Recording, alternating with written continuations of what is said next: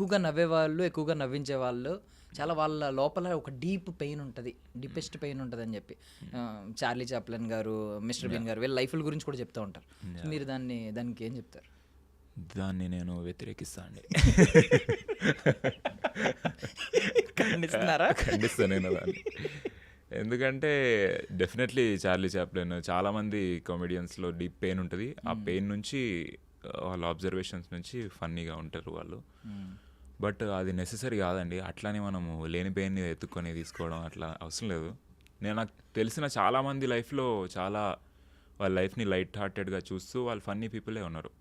అట్లేం అవసరం లేదు. డీప్ పెయిన్ ఉంటే maybe different kind of humour వస్తుందేమో, మేబీ బెటర్ హ్యూమర్ వస్తుందేమో నాకు తెలియదు. ఓకే, బట్ పెయిన్ లేకుండా కూడా బతకొచ్చు హ్యాపీగా. మీకైతే పెయిన్ ఏం లేదు ఇప్పటి వరకు? పెయిన్ అంటే అప్స్ అండ్ డౌన్స్ ఉంటాయి, బట్ దాన్ని నేను ఏదో మోయను ఇట్లా నా హెడ్లో. నేను మొత్తం నా స్ట్రగుల్, డీప్ పెయిన్ అది దాచుకొని బయటకి అందరికీ కనిపించనీయకుండా నవ్వుతో కప్పి వేస్తూ అదంతేం లేదు. లోపల కూడా మంచిగానే ఉంటుంది. పోనీ ఇంకొక వర్షన్ కూడా విన్నాను. ఇదేంటంటే ఇలా ఎక్కువగా నవ్వించే వాళ్ళు, లైట్గా చూసేవాళ్ళు లైఫ్ని, వాళ్ళకి ఒక మంచి డీప్ ఫిలాసఫీ ఉంటుందండి. బికాజ్ బ్రహ్మానందం గారిని తీసుకోవచ్చు. ఆయన పైకి ఇంత సినిమాల్లో కమేడియన్ ఆయన నవ్వుకుంటాం, కొంచెం ఇంటి నుంచి ఆయన సినిమా టైట్లే జఫా అంటారు, ఆ టైప్లో చూస్తాం. బయటకు వచ్చిన తర్వాత ఆయన అంత